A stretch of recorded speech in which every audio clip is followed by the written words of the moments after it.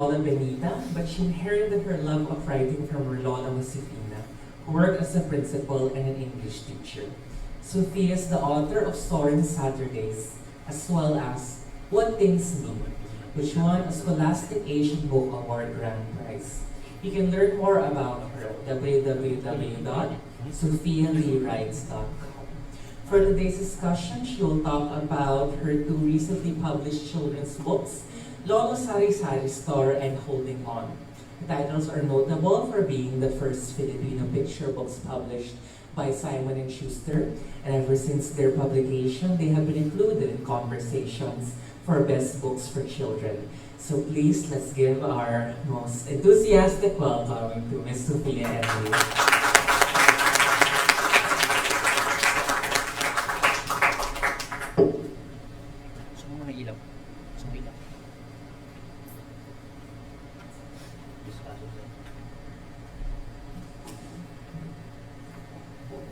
Morning. Should I sit down? Should I be sat?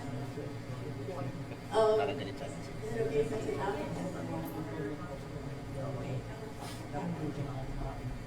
Okay. Hi.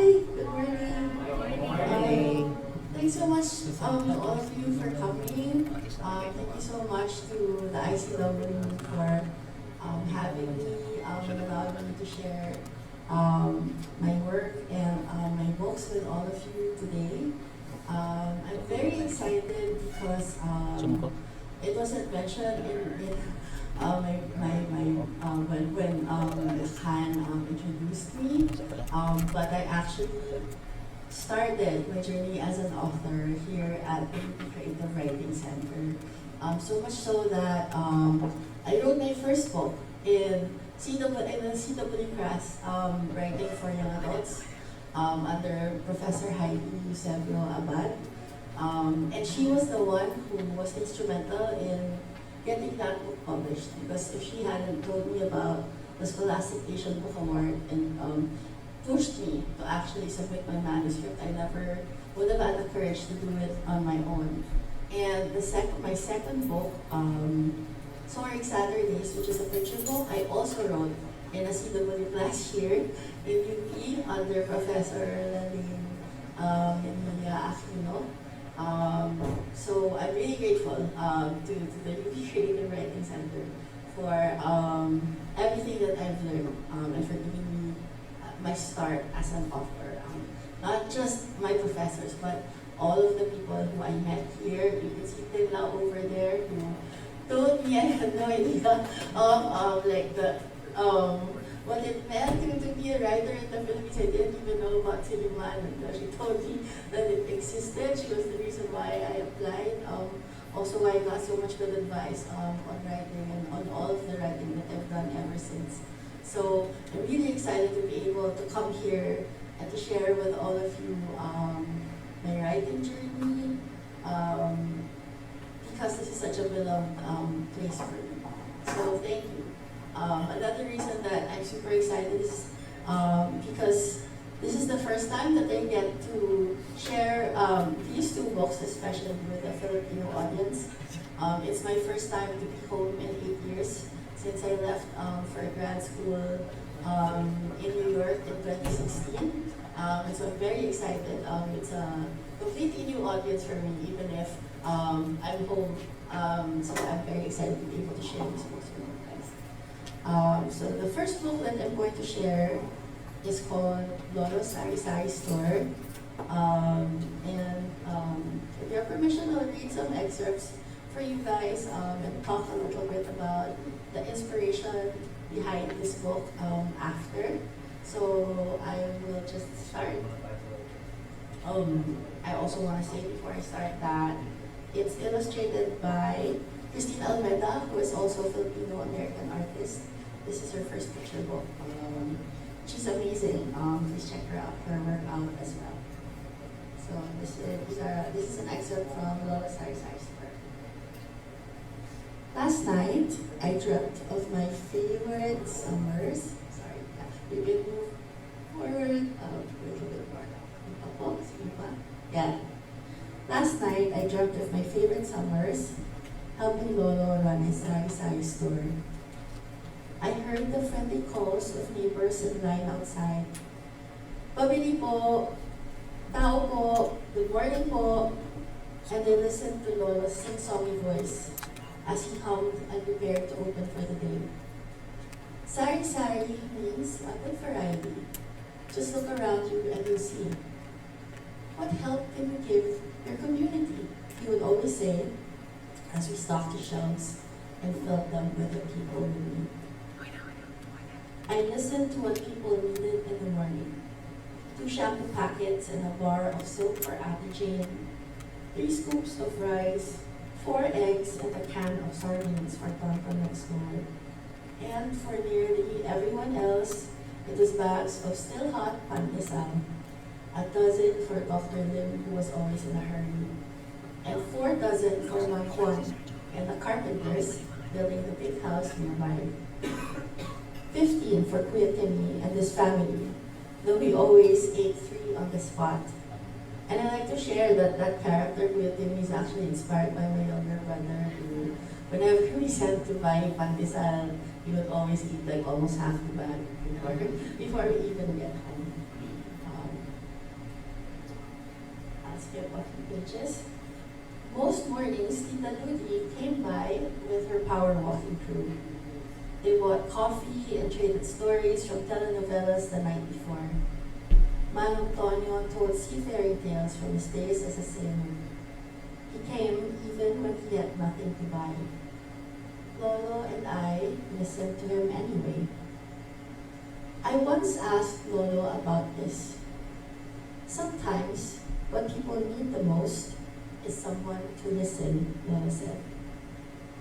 I helped Lolo count all the items we sold, the money that was paid, and the change we gave back. I learned that there were some things we didn't count, like when Mimi from next door wanted ice candy, but didn't have enough money for all 7 of her siblings. Lolo gave them each a piece anyway. We all need a bit of sweetness from time to time, Lolo said, as he watched them enjoying the chili treats. His smile as big as Lily's. For him, the sweetness came from making others so happy. Lolo was good at knowing what people needed. Sometimes he knew even when they didn't say anything at all.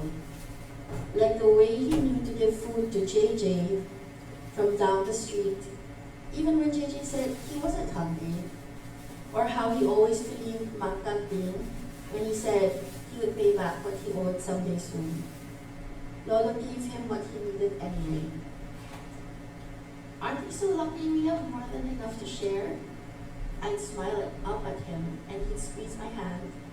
And when he did, I felt luckier than lucky. This summer, everything is different. I've come to live with Mama in America, where she's been working for as long as I can remember. In this new home, it's always cold, and the streets are mostly empty. I miss the familiar faces and friends stopping by to talk or play. But mostly, I miss Lolo and his sari-sari store all the way back in the Philippines. When I open my eyes in the morning now, I only hear horns and sirens blaring. I think of Lolo opening the store and miss the friendly calls of voices outside. And when I sit on our stoop watching people and cars pass by, I long for the comfort of my old home. There, I was sure I belonged. There, I knew I could give people what they needed. When Mama brings me to a store, I see a place that's 100 times bigger than Lolo's. There are countless racks of unfamiliar things and even more strangers rushing about. No one comes to share stories or even says hello. Not one person like Lolo who listens for what people need. Mama squeezes my hand as we push our cart in silence.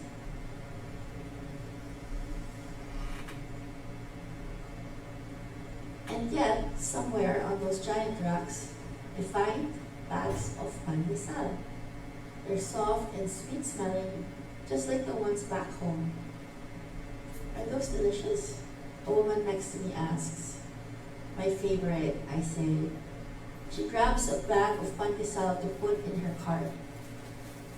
These are mine, she says, handing me a flatbread that smells deliciously of garlic. Mama adds it to our cart, smiling. The aisles don't seem so overwhelming anymore. Did you find everything you need? Mama asks. I nod, excited for all of the new things for me to try. Each feels like it could be a new adventure. Still, the next day, I miss Lolo all over again. I wonder what he is doing and what I should be doing without him here to guide me. I close my eyes and remember his voice. Sari Sari means a good variety. Just look around you and you'll see. What help can you give your community? And when I open my eyes, I can see so much of Lolo all around me.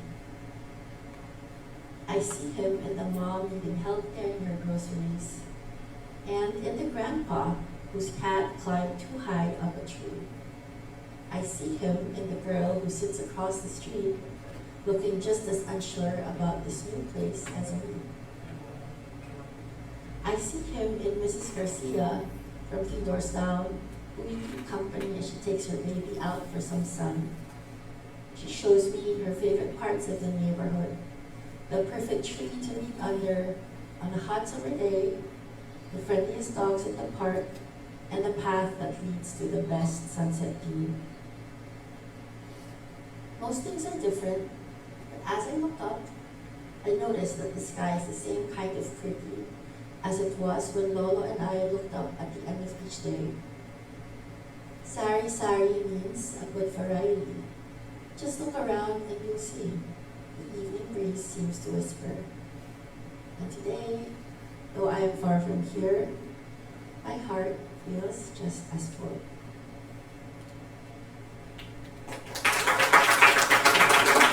So that's the first book. And as I talk a little bit about my inspiration for that book, I have an activity sheet for you guys. It's something that I do when I do school visits and library visits in the US. So I'll ask my cousin to hand out some of my activity sheets. It's like a coloring book sheet. And there are crayons available for you guys. Please grab some. We'll give them the tables. So I wrote this book.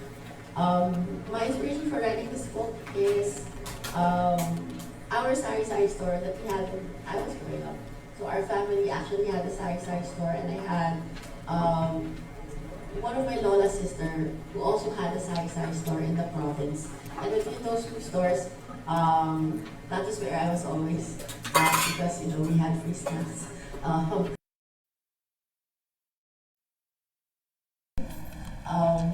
But really, what I loved about growing up in our Sari Sari stores was how all of the grown-ups around me modeled kindness in a very, I think, specifically Filipino way.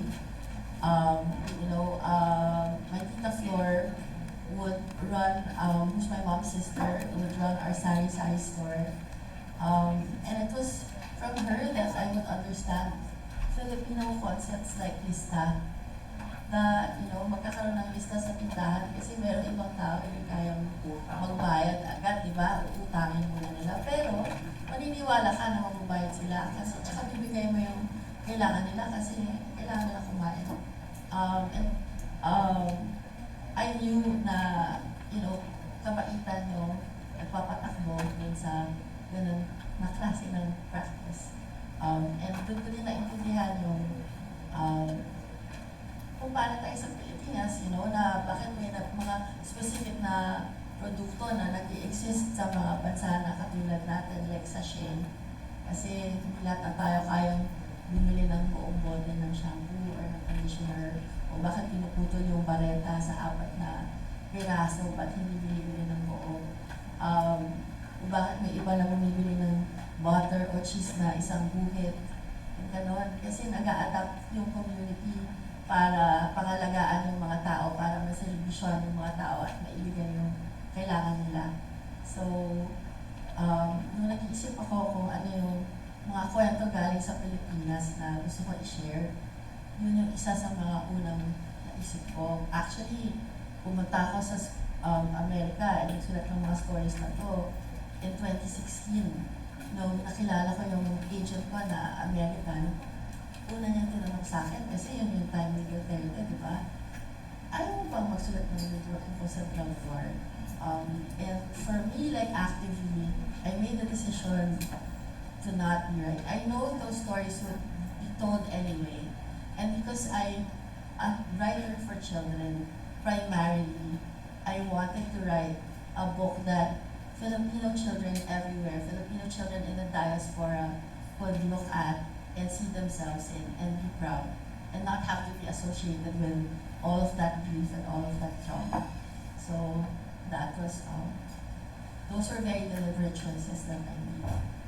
And because sinusulat ko siya nung nasa Amerika na ako, very conscious pa ako, pinabasa ko pa siya paulit-ulit sa mga very trusted na readers, na writers din na nasa Pilipinas.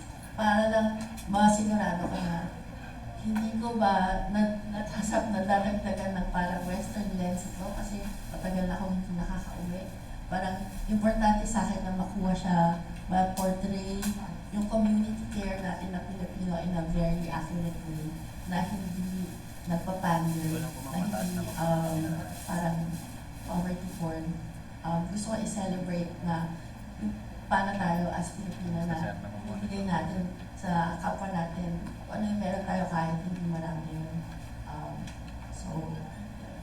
That's my first book. Sana nag-enjoy kayo dun sa coloring book. Pag ginagawa ka yan sa coloring sheet, pag ginagawa ka yan during school visits, iniimbita ko yung mga bata na imagine sa community nila kung sila may sari-sari store, ano yung i-decorate, ano yung ibibenta nila, ano yung importante sa kanila na i-share sa community nila. Kasi alam ko walang sari-sari store sa Amerika, and alam ko na especially in communities na maraming Filipino na bata, hindi nila nakikita yung ganong konsepto. And in that way, gusto kong ma-share sa kanila na this is one way of being able to share and to celebrate your being Filipino also. So I'm gonna talk about my second book, which is Holding On, next, but there is a quick book trailer that I wanted to share. So I think we're going to do that soon.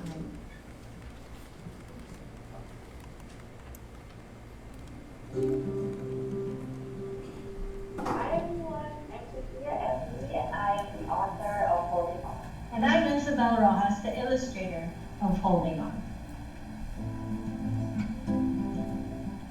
Lush greenery, the sweet smell of ripe mangoes. My mother always likes to say that happiness is a ripe mango. Having a lot of music around, I remember listening to my local playlist in the morning, feels like really shells when I was at Nakula around here. Just for me, one of the best ways to remember is by making art, by making pictures.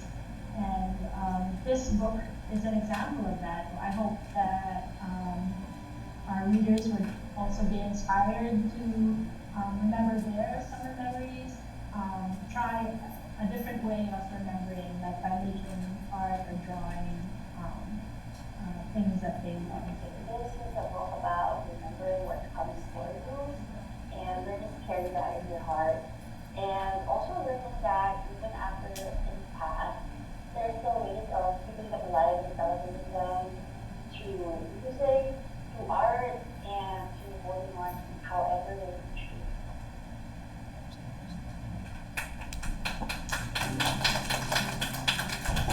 Thanks for watching that short video. So I wrote this story as in honor of my paternal grandmother. We called her Mama Jessie. But during the summers when I was a child, I would get sent to Tarlac to spend time with her and my lolo, and so it was in memory of those summers that I wrote this book. Because every summer she would take care of us so well. She knew all of my favorite food. Like my mom would say na I would gain weight pag pinatulog kasi payat ako ng bata ako. Doon ako tumatawa kasi lahat na yung favorite na pagkain. Pinapakain na sa akin nung nandun ako, and like I would always have the best sleeps when I was there. And I would contrast that, so those summers of spending time with her to meeting her again in adulthood, because my lola migrated to the US in the early 90s. So I was able to spend time with her luckily when I went to grad school in New York.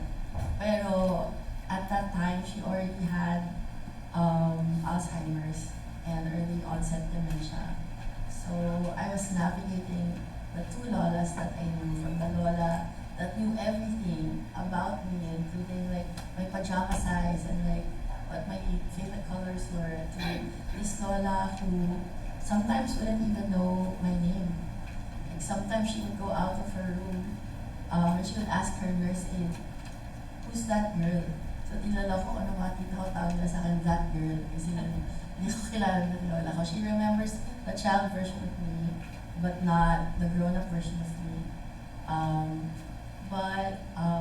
I wrote this story kind of trying to navigate those different experiences and understanding that this is the version of her that she would want me to remember, because she took so much care to take great care of all of us. And so I wanted to honor her by writing this book. And not just her, but also all my other grandmothers. Like there are snippets of my other Lola, Benita, Hipol, Ima, also in this book. And I'll share a little bit about that later. But for now, I would love to share the book with you guys. That's okay. So this is Holding On, written by me, illustrated by Isabella Rojas, who is also a Filipino-American illustrator. Some of you may know her as Pepper Rojas. She has illustrated a lot of Filipino picture books as well. Please check out her work. She's very, very talented. So this is Holding On.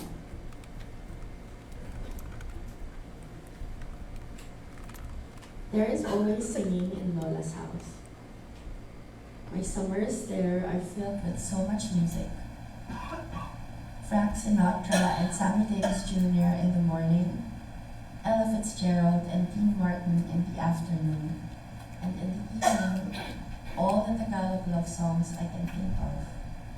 We listen to Nora Honor and Basil Valdez sing with so much feeling. They were Lolo's favorite, Lola tells me. Lola sings and hums and belts along, fingers dancing, hips swaying. If you want to hold on, you gotta sing your songs, she tells me. What do you hold on to, Lola? I ask. You, my little darling, she whispers, sweeping me up into a hug. In the winters, when I'm away from Lola and I'm missing her hugs the most, I think of the ways she holds on. She holds on to my baby bottle, even though I've grown too big for it. She holds on to my favorite princess pajamas, now too small, by sewing the fabric into a beautiful quilt for colder nights. She holds on to my favorite childhood dish by making me rice with adobo and mashing red bananas to make each bite just a little bit sweeter. She holds on to the old pictures I drew and hangs them on our walls, next to her favorite pictures of Lolo and of our family. In my summers with her, I learned how to hold on to. I hold the pot still when she stirs the sinigang and drops the vegetables plop plop into the broth. I hold my breath when we listen every night for Lola's lotto numbers to be drawn. We close our eyes and imagine all the things we would do if we won. I hold her belly when we dance and sing along to Lolo's favorite songs.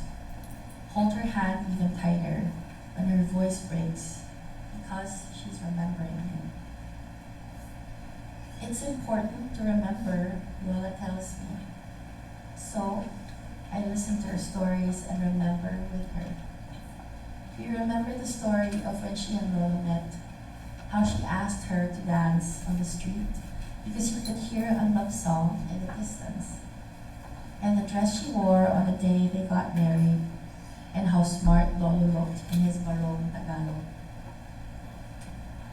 We remember the day I was born, how my loud cries pleased Lola because it meant I had good, strong lungs.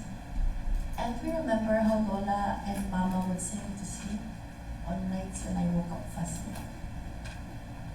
I learned how to sing because of Lola. I learned Lola's favorites and then my own. And her house would be filled with the sound of our memories.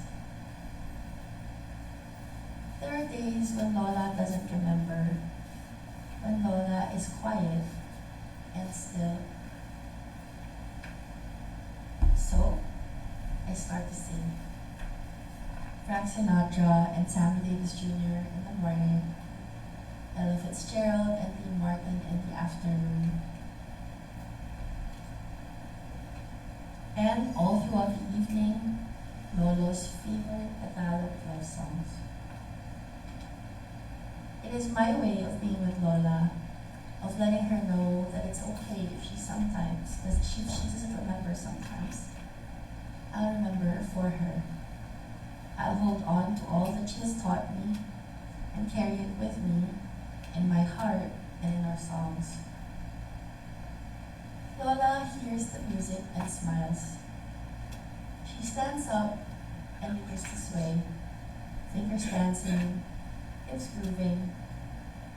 If you want to hold on, you gotta sing your songs, I say. We sing and hum and belt along. My summers are always filled with song. Thank you.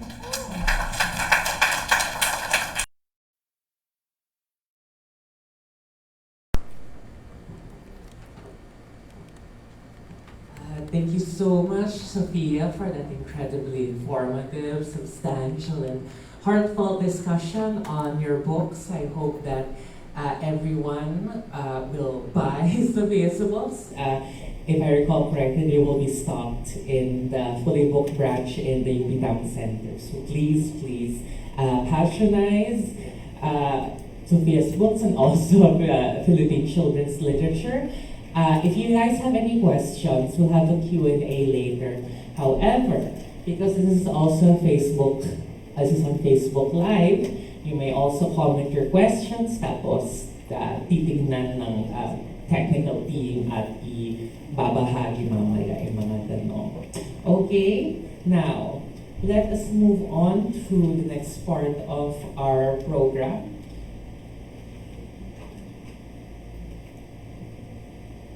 Let me call on today's reactor for today's discussion.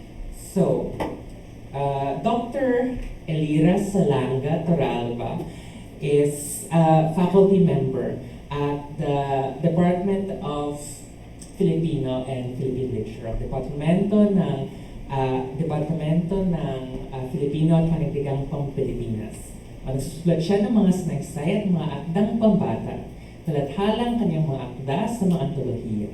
Nagwagi ang kanyang mga akda rin sa mga patimpalak tulad ng Palangka at NCCA Writers Prize. Autor siya ng Nanay and the Moon, mga tulang pambata mula sa UP Press. So please let us give a warm welcome to Dr. Salanga Toralba.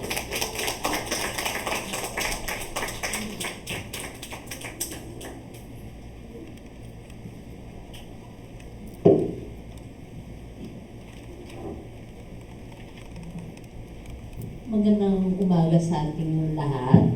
Ako po si Teacher Lira, pagbati kay Binibining Sophia Lee para sa kanyang mga bagong libro. Maraming salamat sa likhaan at sa ICW para sa pag-iinita sa akin ngayong umaga. Nagsasalita ako mula sa dalawang perspektiba as a reader. So, of course, no, ang batayan ko ay ano nakuha ko from her books.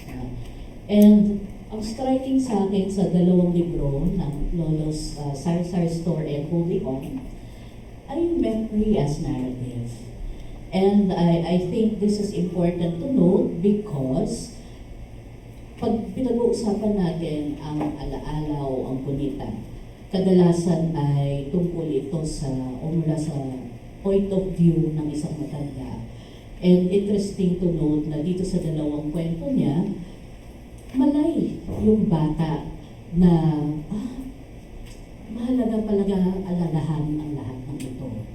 And I think this is important to note because nasa panahon na tayo ngayon na nakakalimutan na natin yung mga simpleng bagay. Nung binasa ko yung mga libro, naalala ko na mahalaga na pala nang nakakalimutan natin yung back to basics. Yung kasimplihan na ng buhay na bumibili ka sa sari-sari store, kasama mo yung pamilya mo, lola at lola mo, nakikinig ka sa mga paboritong kanta, and yun yung nakikita ko dito sa kanyang mga kwento, na pwede ka palang gumawa ng kwento mula sa iyong mga alaala.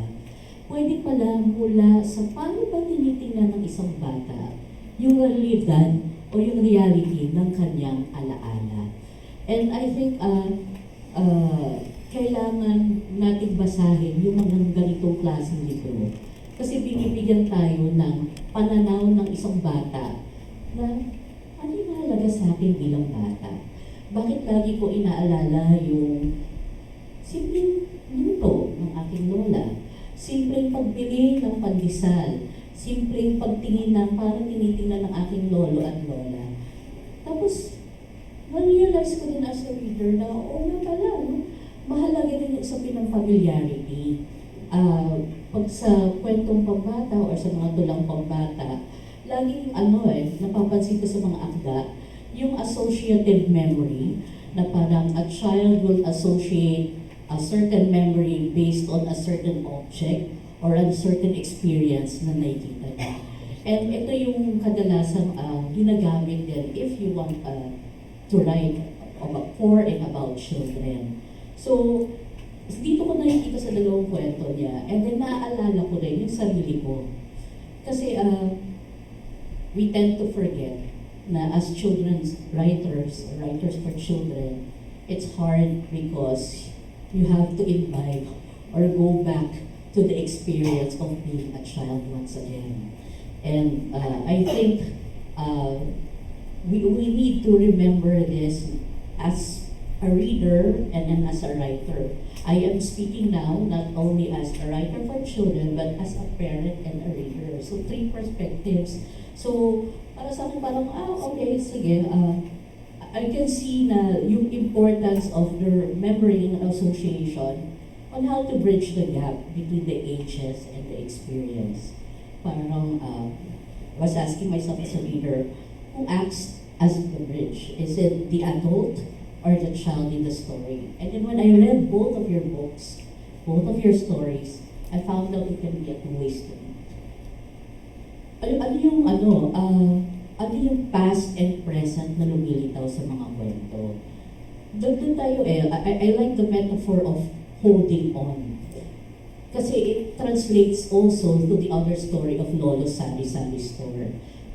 The child's memory on how she remembers her experience growing up in the Philippines and carrying that memory, that weight, that baggage, that only the literal baggage they had to carry as a child group for in another country. So parang going back, it made me realize the importance of certain limitations in life.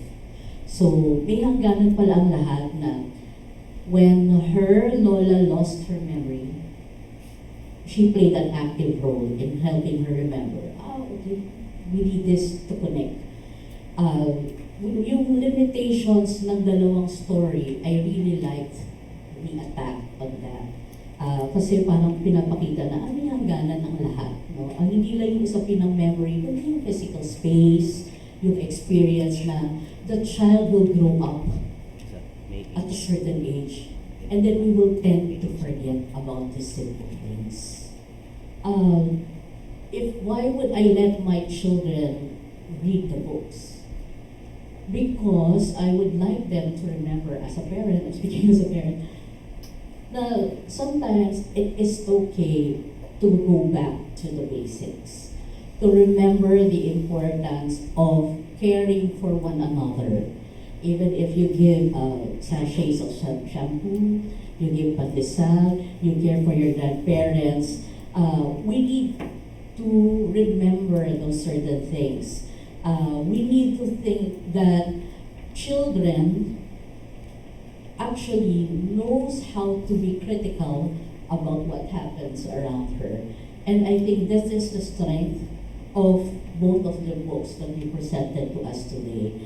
And I am fortunate enough to be one of your readers for your two literary books today. It made me realize also the concept of the ageism, that you presented a reality that people age, and then how will a child react to that change? How will a child react to the change not only of the experience but of someone who is aging? And you made me recall my time as a child with my grandparents, who are both sides, unfortunately not with me right now. So, may sense of nostalgia sa akin, yung dalawang libro mo. And I think, ito yung swak na hindi lang ako ang bumabalik sa mga ganitong klaseng alaala, kundi pati yung anak ko. Parang gusto ko sabihin sa kanya na, okay lang yan. It's transient, it is passing, it is a phase na everyone at some point in time will experience these things. We forget, we will listen to songs, we will bond together, we will remember the past and see ourselves, how is this past affecting our present.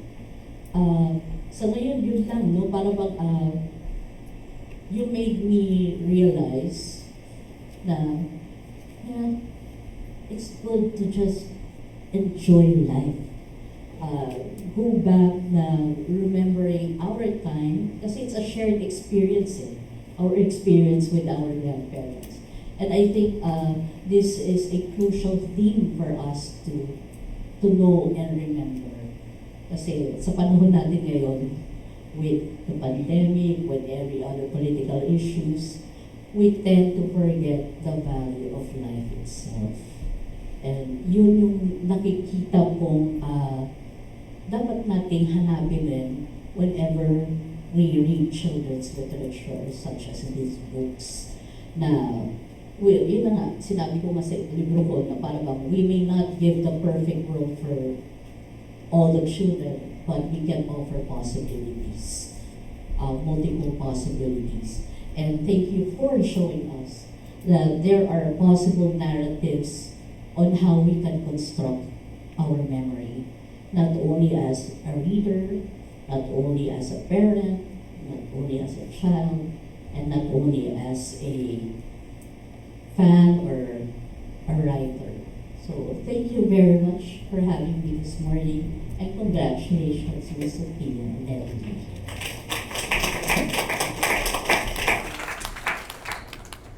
Thank you so much, Dr. Salanga Toralbo, for that wonderful reaction. Sana po mas nailalim po natin yung pagkakaintindihan natin sa panitikan pambata at sa panitikan ng Pilipinas. Ngayon po ay tutuloy na po tayo sa ating question and answer or open forum. So kapag nais po kayo magtanong kay Ms. Sophia and Lee, you may raise your hand. I'll give you the mic and please introduce yourself. Give us your name and please tell us your question. Na ngayon po, meron po ba mga katanungan? Meron po ba mga tanong? Yes po. Hello po, RC Placido po mula sa retired from students Filipino. So, yung libro na, yung dalawang libro ay na natatal about yung memories kagaya ng siguro ang may tatanong ko kung kinakailangan ba na kapag sasalaysay ka ng alaala, yung kwento mula sa alaala, kailangan bang super exact or maaari ka magkaroon ng liberty na magbawa. Ganun lang siguro. Thank you so much for that question, Miss Yu.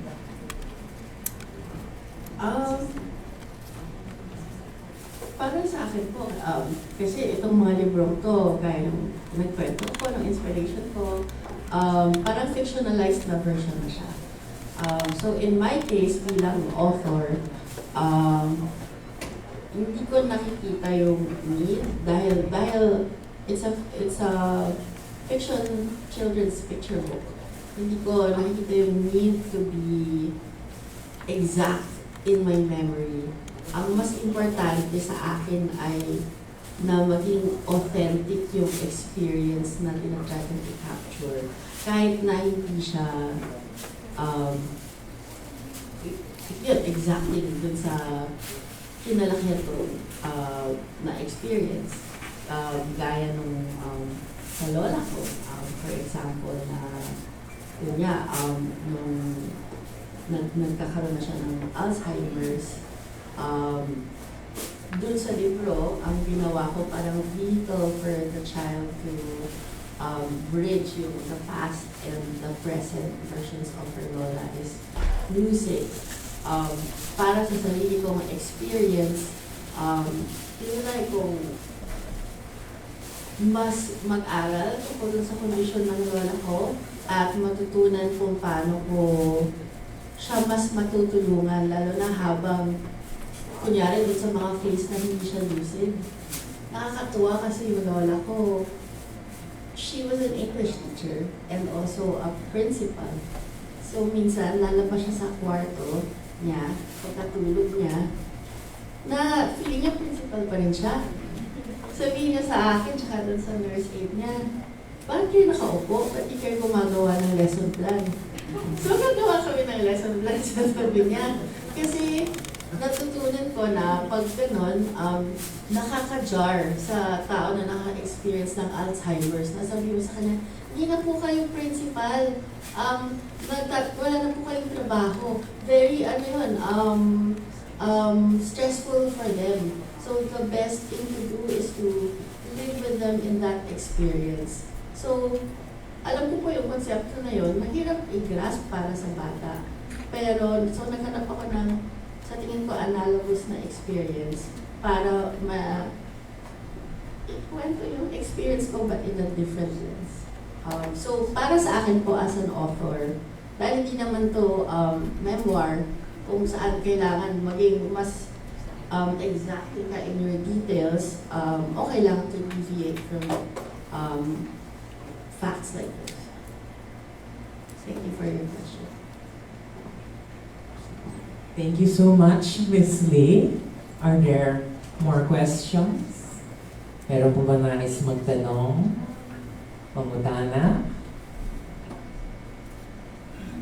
Nakakaalaw yung coloring books. I had so much fun coloring them. Thank you for that, Sophie.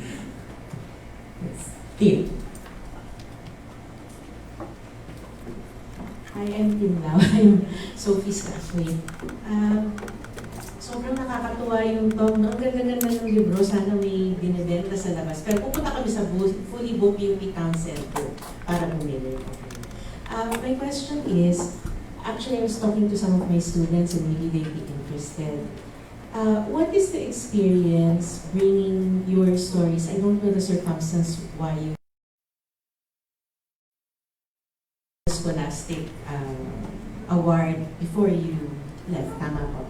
Okay. So, what is the experience the experience like going to the US, finding an agent for this particular work? Did you find the agent first or did you make the works first? And how did that help you get it published, get it illustrated? Kasi napakaganda ng illustrations niya. And then, my other question, if I may, is for Teacher Lira. Teacher Lira, nabanggit niyo po kasi kanina na ano po yung tulay, di ba, mula dun sa memory at sa kwento? Ito ba ay yung bata o yung adult? And sabi niyo po, dalawa. So we were just talking the other day in my class about focalization. I'm interested, ano po yung dalawa na daan na ginamit sa kwento ito? Thank you. Thank you so much, then. We'll go to Miss Lee muna and then kay Teacher Lira para magsagot ng tanong. Thanks, Tin, for your question. Very circuitous yung way kung paano ako na-start mag-publish. Kaya nga nang sabi mo, nung pumunta ako ng US, for my MFA in Creative Writing, nakapublish na ako ng unang libro, yung What Things Mean, na nanalo ng Scholastic Asian Book Award. And so, through that first book, that manuscript was actually what I used to query for my American agent. And it's interesting because the Philippines is a U.S. market territory. And so we are still having a hard time kind of getting that book in print in the U.S. because U.S. publishers will always want world rights first.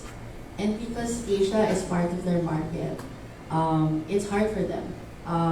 That has been the barrier to many of the conversations that I've had with publishers who are interested in publishing the manuscript, is that because Asia is such a big market for them already and the book is out, that's a deterrent. So even though I queried and with that manuscript first, and I got my agent with that manuscript first, Holding On was the first manuscript that she sold. And sometimes that will happen. Especially if you're a picture book writer, actually agents will want you to submit 3 or 4 manuscripts right away. So that, 1, so that they know what your style is, and 2, so that they know that they can sell more than one of your work, of your works. I was very lucky because my agent is really brave and bullish. Holding On was actually sold in the middle of the pandemic when we weren't sure that anyone would be buying books. And I think it's because she was so smart, and when she timed that, the pitch to all of the editors, it was at the time when people weren't allowed to see their grandparents.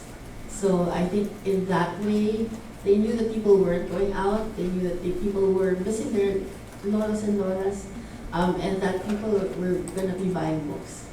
And so that was really smart. I'm really lucky that my agent is very strategic in that way. Lola Sari Store, actually, I didn't. I got a 2-book deal, so the second for Holding On and an unpublished manuscript. So I didn't know that I would be writing Lolo Sari Store until after Holding On came out, or after Holding On was acquired rather. And it's been interesting being there and having an awareness of the kind of Filipino stories that I wanted to tell. I was very conscious of what lens I was using to write these stories. And so it took time for me. But that was the publishing journey. because there was a lot of interest in this manuscript, in holding on as a manuscript, it went into auction with different publishing houses. What that means is more than one publishing house was interested, so there was an auction set up so that they could bid, put in their bids. And one thing that was offered that is not commonly offered, especially to authors who are starting out, and even to authors who aren't starting out, actually, not a lot of people know that, is you don't get a say in who your illustrator is going to be. That is the publisher's purview, because they know how they want to market the book. They know what they want it to look like on the shelves. And so if this book didn't go to auction, I wouldn't have had the say to say I want a Filipino artist to illustrate these books. That was very important for me. And I was very adamant in saying they have to understand Filipino tradition, they have to understand all the Filipino cultural references that I'm going to put in this book. So I was very lucky that Isabel Rojas, who grew up here in the Philippines, she immigrated to the US as a grown-up, also after her MFA, I think, in Pratt. So she said yes, and so I'm very lucky, and it's really cool. Like if you're going to look at the way that she illustrated it, even the cover is derivative of Filipino art. She said she was inspired by yung cut-out ng pastillas, yung wrapper, so yung kupit-kupit. Kaya collage yung style ng book and ng art. Kasi inspired siya by that as an art form. So yun po, and alam niyo yung itsura ng kalabaw. Like nakakatawa kasi hindi kami pwede actually mag-communicate pag hiwalayin kayo ng editor. Because otherwise, like some writers will want to impose their vision on the artist. And I didn't want to do that, so we were very careful in like how we communicated. But Isabel was very generous, she would say, do you have anything that's important to you that you want me to take note of? And one of the things that I said was important to me was that the child be tayo mangge.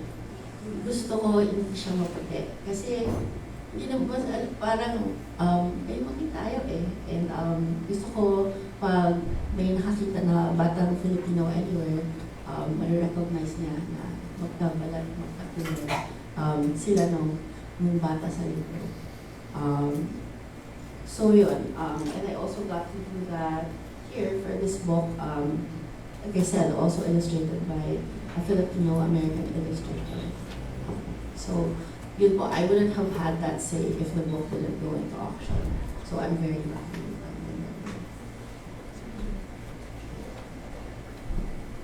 Yung tanong sa akin ay regarding the bridge comment. Okay, thank you for that. Thank you for that wonderful question. Okay, yung contextualize ko lang yung comment ko earlier when I mentioned dun sa usapin nga ng pag-bridge. Nakita ko kasi na parang may gap dun sa dalawang kwento na kailangan punan. And yung gap sa dalawang kwento ng to na kailangan punan ay dalawang bagay.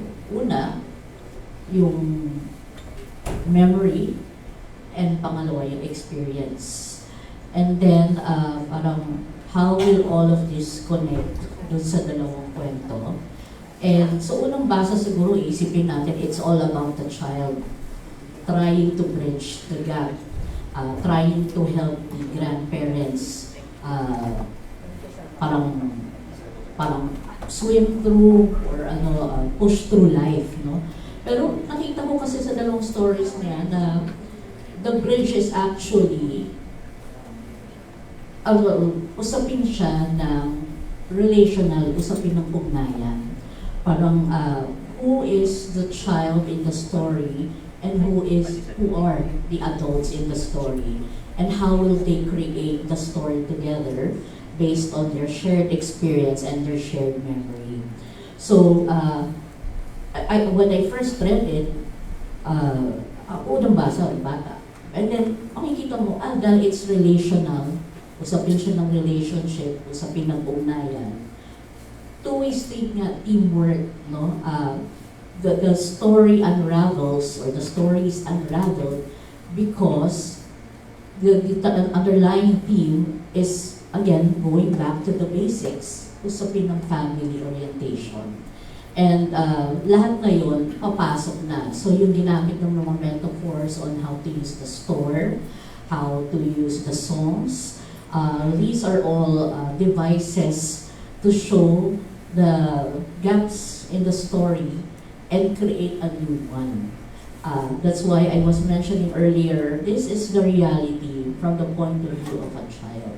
Na she feels like, and I like it, it's very feminine, she feels like na there's something wrong, at the same time, I want to do something about it. I want them to remember our relationship. Through the experiences, I want to remember our identity as Filipinos. I want them to be, maging aware dun sa economic issues, etc. So, ang daming issues sa both stories. And yun yung kagandahan ng narrative na to. Kasi parang the bridge is just a metaphor for everything else. It's not only based on the point of view of the characters in the story, but everything else in itself. And ang punot-dulo naman ng lahat ng ito ay saan bahagi ka ng bridge tutungtong if you're going to read the story. Are you at this end or at this end, or will you start, are you going to stay in the middle? No? So yung ganong klaseng pagtingin. And kaya nga kanina I was really emphasizing my joy because we always forget na minsan tayo ay naging bata. So it's a pleasurable read for me as a parent, and one who experienced childhood din. And then yun yan, pag gusto mong ipasa din sa iyong mga anak. So I hope I answered your question correctly, ma'am. Thank you very much. Thank you so much, Ms. Lee and Teacher Lira. Are there more questions? Or from the tech team, meron po ba mga questions sa ating live stream?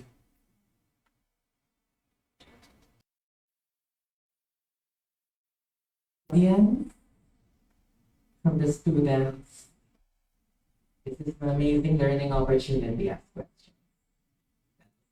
Command, not a question. Oh, see you. Okay.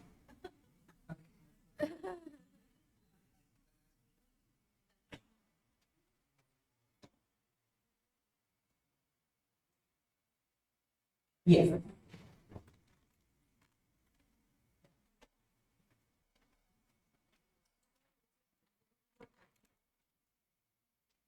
Hi, my name's Sydney. I just wanted to ask, one of the things I noticed while you were reading your books a while ago is how great they sounded being read out loud. So I guess I was just curious if you wanted to speak a little bit more about how you approach writing picture books, especially with the awareness that picture books will be eventually read out loud. Thank you, Sydney. Ms. Lee?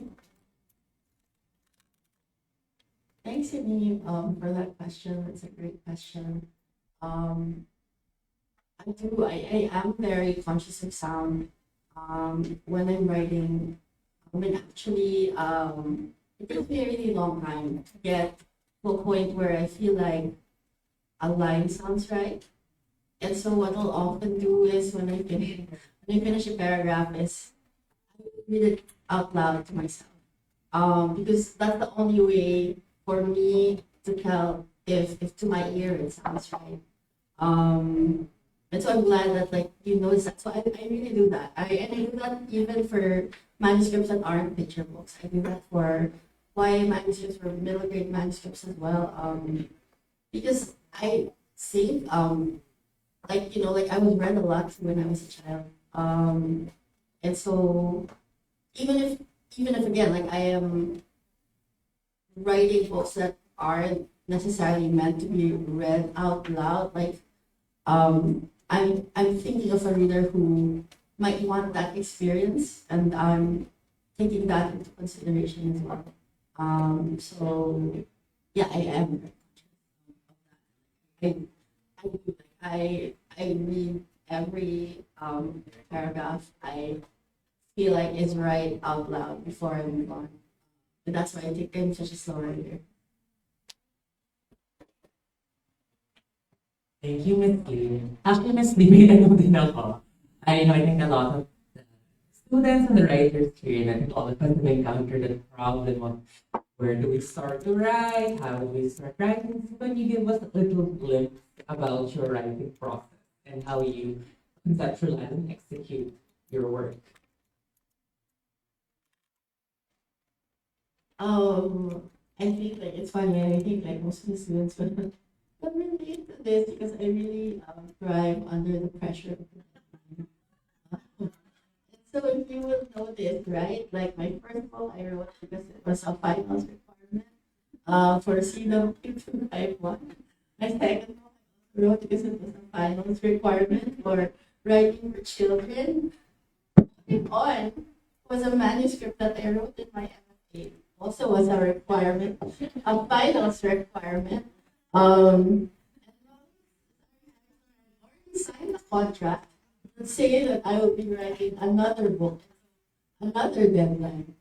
So, yeah, I really thrive under the deadline. But in terms of concepts, there are always so many swimming in my head, and I'll carry them around for a long time.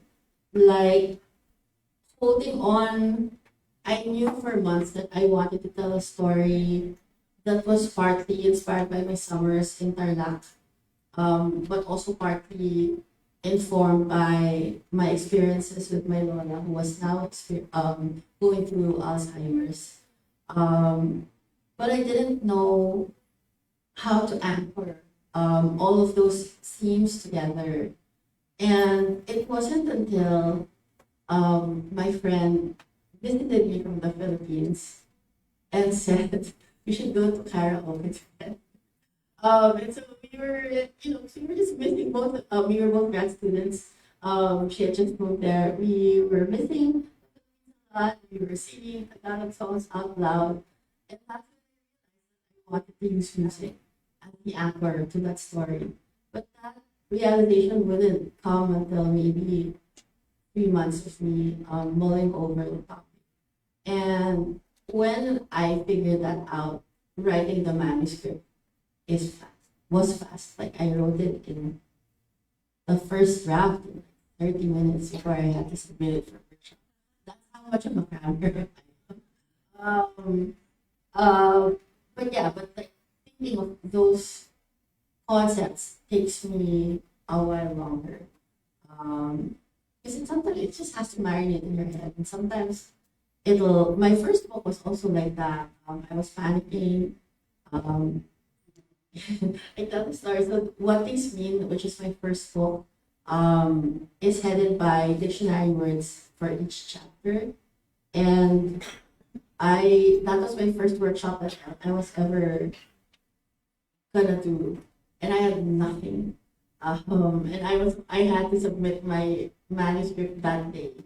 And like when I'm stressed, I want to eat, and so I said, right, and I wanted to cook like spaghetti, and then there was this jar of spaghetti that I couldn't open, and then like I spiraled thinking, oh my god,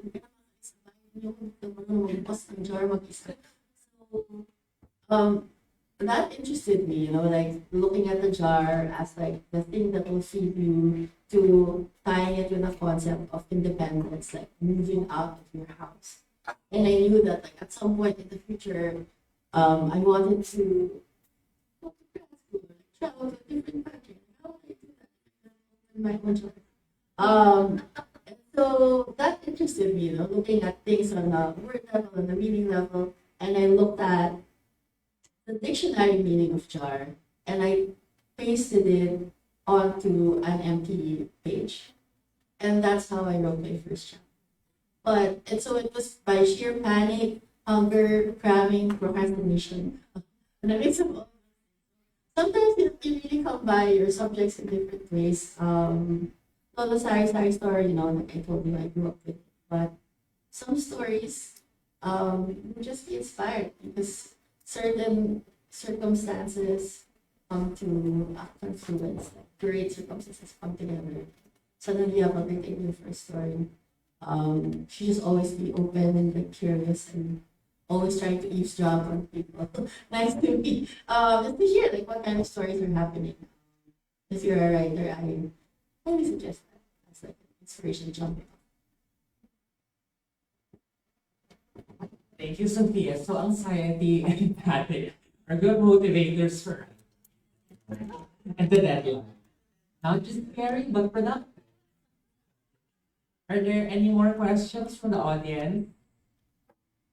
Would anyone like to ask? Yes. Hello. Alam ko po na parehas kayo ay nagsusulat ng children's literature. Ang tanong ko po ay, bakit po napili magsulat ng children's books? And ano ang nakikita niyo difference for Magic pag nagsusulat ng children's literature?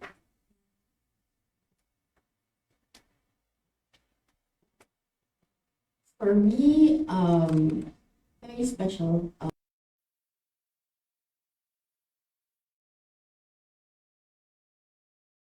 Love reading.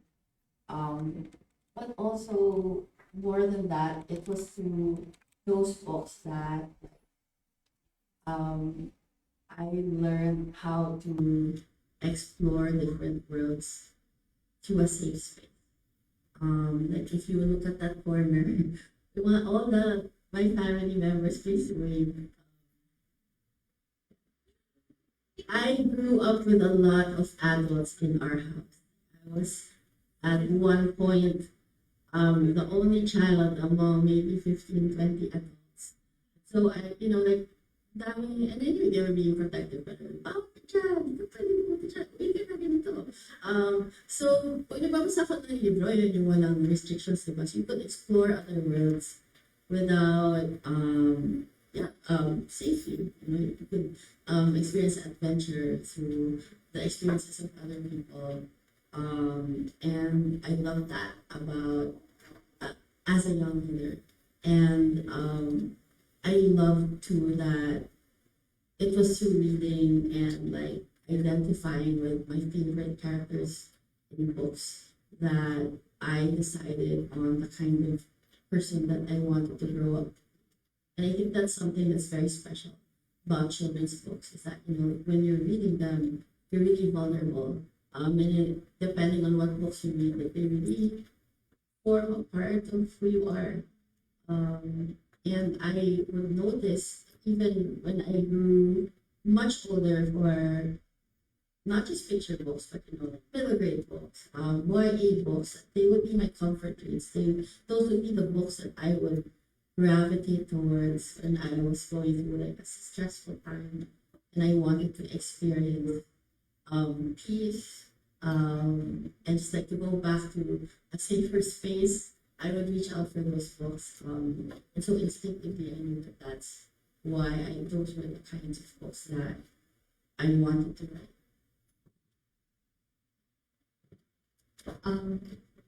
Ako sasagot mo. Okay. Okay. Okay. Yung tanong ay inspiration, tama ba? Bakit sinulat? Bakit ako nagsulat? Ang basis ko para sa nanay ng mundo, aaminin ko na, hindi ako ang nagsulat ng mga akla ko. Mga shopper. Ang nagsulat ay yung mga anak ko.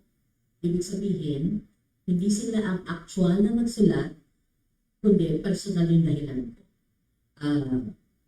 Para akong gusto kong tingnan yung sarili ko na para akong chronic or historian. Para bang yung mga experiences nila, sila na yung mismong dahilan kung bakit ako nagsulat. So personal, yung reason ko, para bang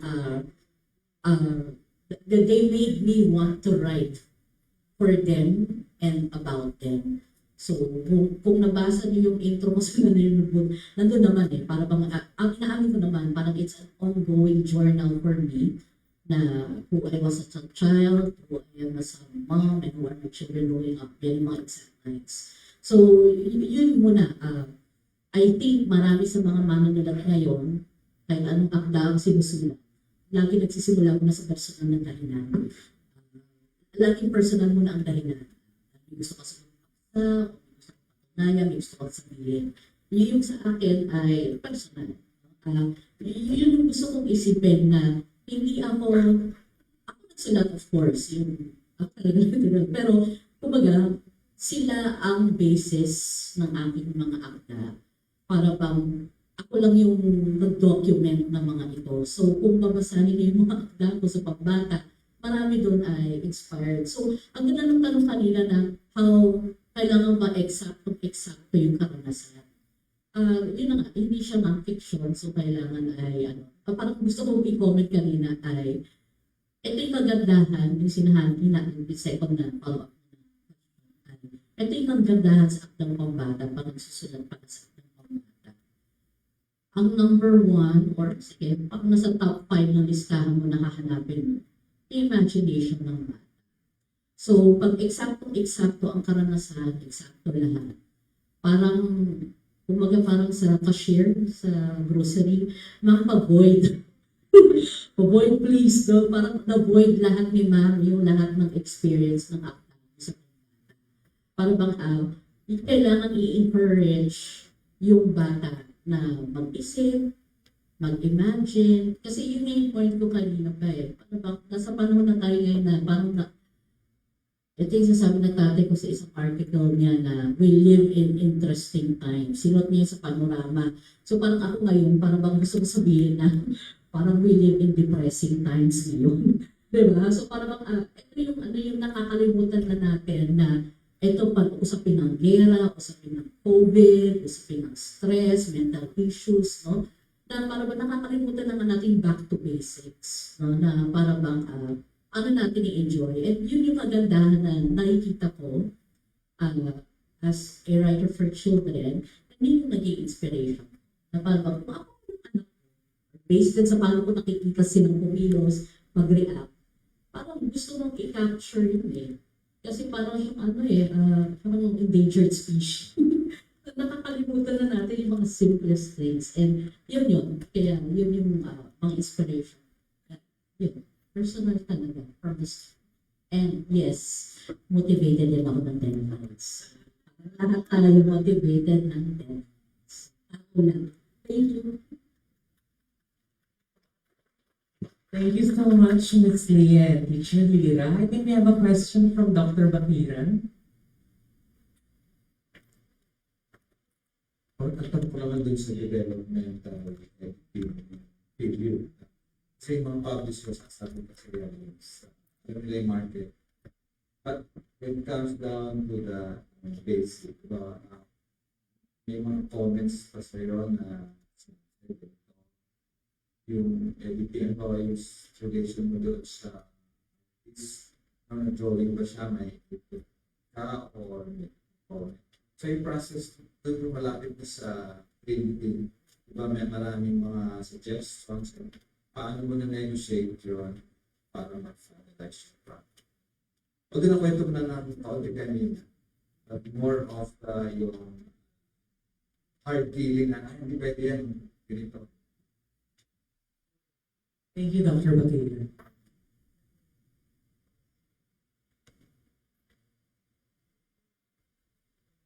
Thank you po dun sa tanong ninyo.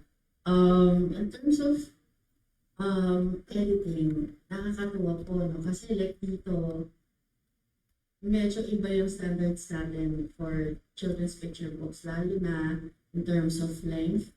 Like lalo na pag nakakita ako na kunyari call for manuscripts for picture books, sometimes ang maximum word count, mga 2,000 to 2,500. And parang yung standard ngayon sa US, paikli ng paikli. And so, when Holding On started as a first draft, nagsimula po siya sa 1,100 words. And coming from a place na ang standard 2,200, I thought that would be short enough already. We cut it down from 1,100 to 660 words. So almost half. Or maybe more than half nawala. So I had to be really deliberate about how I would cut the text. Kasi yun na yung standard. And even then, sabi nyo nga, nanobiss ka na mahaba pa rin yung lines, right? For the American standard. In terms of illustrations naman po, for on, wala akong, kasi nga si Isabel, dito siya lumaki, diba? So, parang binuksan niya yung utak ko. Yung tawa kami ng tawa kasi may isang spread dito na parang sabi ko talaga, parang pinakitaan ko siya ng picture of my childhood. Kasi itong picture na to na may kalabaw, tapos tumatawid sila. Ganyan ako ng bata kami kasi meron kaming sapa na tinatawiran mula sa bahay ng lola ko papunta sa bahay ng great-grandmother ko. Tapos lagi may mga kalabaw doon habang tumalaan kami. So, kuha niya kung ano yung ini-imagine ko na picture, hindi sa style, pero doon sa ano yung laman ng mga spread. Dito po sa Lola Sari-Sari Store, nagkaroon ng variation. Kasi si Christine Almeda, Phil-Am siya. Doon siya lumaki. So wala siyang idea about a sari-sari store except dun sa mga picture na pinakita ko. Tapos nakakatawa, if you will look at the first spread, nung unang-una dumating yan, lang. Kasi ganun sa Amerika. So nakakatawa kasi naalala ko yung kwento namin na meron akong pinsan na bumisita siya sa Pilipinas. Sinundo namin siya sa airport. Tapos habang dumaan kami ng Cubao, yung Cubao na malapit sa NEPA, Q-Mart. So ang daming tao. Bakit there's so many people? Like, what's going on? Like, akala niyo parang may party, pero actually tao lang sa kanya. Kasi hindi ganun. Parang sa States, walang tao sa streets. And she wouldn't have known that. So we know that there has to be more people. Parang kailangan mas maraming nangyayari dun sa paligid.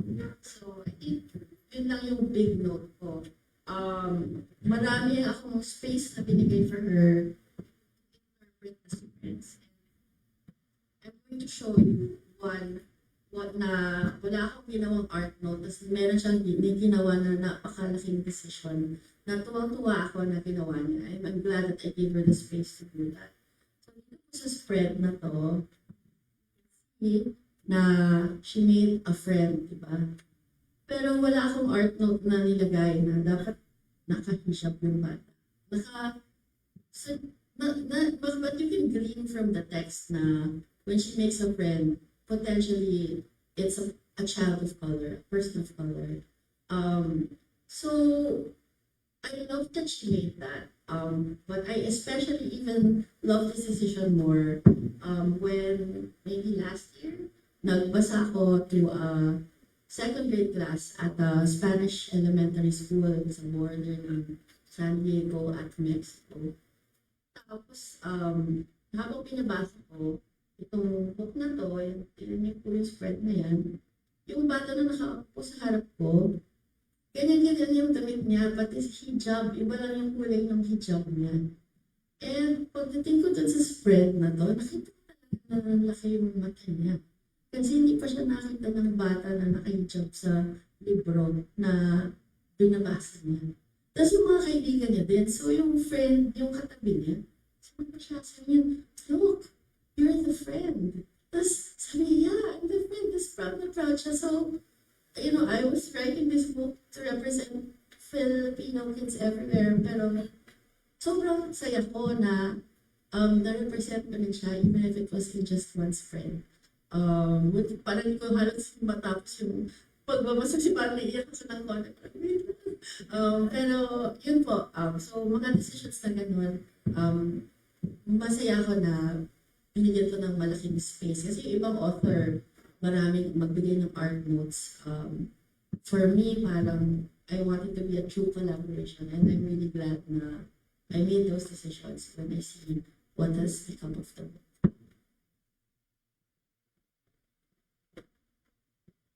Thank you. I think we have time for one more question. May gusto po ba humabol? Unay. Hello po. I wanted to ask about your experiences living and going abroad po. How does your experience inform you on writing for Filipino children? And also, are you necessarily writing just for Filipino children or a wider scope? Thank you. Thank you, Unay. Thank you for that question. Siguro, masasabi ko is na, no, especially when I moved abroad, mas naging conscious pa in the way that I am portraying Filipinos back. Because I want to be respectful and I want to be authentic and to get as accurately as I can. And I am always conscious of that. Every decision that I make, that's why every draft I send three people that I trust and make them read it like every draft 3-4 times to just check if like I am adding a lens to it or if I'm writing it from a perspective that doesn't feel true. Kasi nga, I know that the Western market tends to favor stories that like portray countries like ours in a certain way. So yun, mas kung if there anything parang mas careful, is I don't, I wanna show the best of us, but also the truth of us. And I want to be really careful.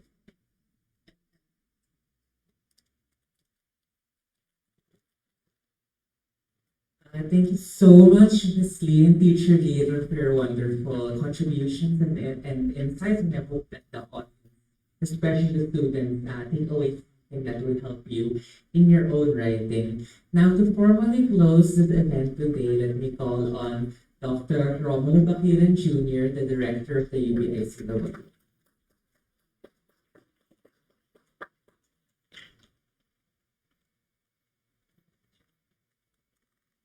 Congratulations to Ms. Sophia Lee. Natutuwa ako na ito siya galing sa Department of Physics.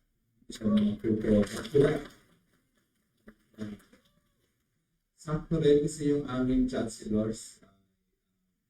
Ang pet project niya for his term ay children's literature. So hindi pa namin nagagawa. First time kami tumugod doon sa at natuwa ako sa discussion kasi ang main purpose kanina narinig ko ay literature na sinusulat ni Sophia ay bumutugan sa amin sa Filipino children in the diaspora. Pero ikaw na mas mayaman pa, no? Una, kagad literature siya, magandang storya. At nakakatuwa na kasi di ba parang ang hirap pumasok sa US market. Yung huli naming speaker dito, si Australia, naging malakas daw doon ang discrimination against Asian writers, publication material. Pero si Sophia was able to negotiate that lobby rate very successfully at sabi niya, gusto niya i-share ang worldview ng Filipino na mas caring tayo sa kanila at spread love, pero hindi naman hard sell na love. Very subtle, cultural things. So, na-achieve lahat yun ni Sophia in all one go, di ba? Literature, cultural sharing, and then the widening of the young adult market. Tapos pati yung process ng publication, natutunan natin lahat hands-on. And congratulations sa iyong success. Congratulations experience na napakagandang reaction. Sa bagay ang kayong dalawa na mag-asama. Congratulations po everyone. Maraming salamat, Dr. Gabriela. Muli maraming salamat po, Ms. Sophia Lee, Teacher Lira, Lots, sa pag-exam namin ngayon. Please, just a reminder, please answer the feedback forms from UPICW or you'll begin to call. So, muli, thank you so much everyone for attending today's book talk, and we hope to see you at future ICW events. Maraming salamat.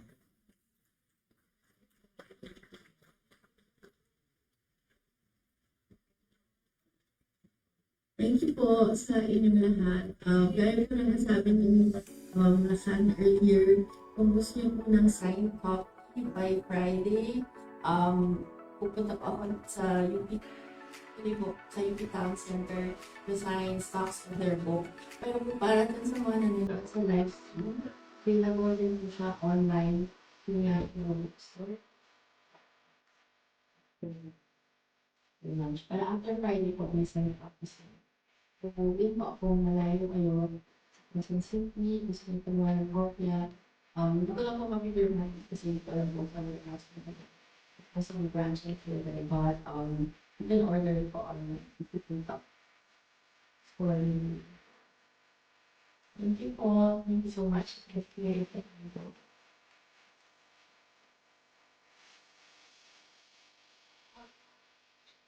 Wala naman. Thank you for this moment.